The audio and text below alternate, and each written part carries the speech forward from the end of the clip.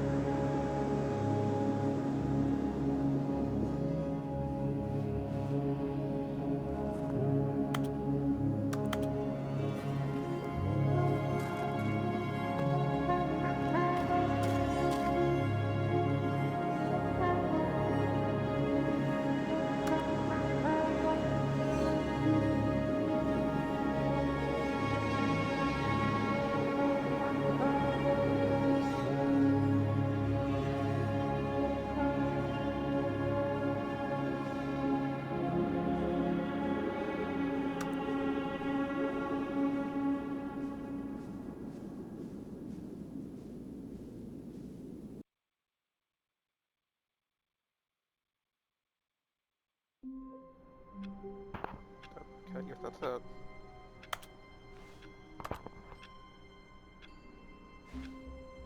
Cool.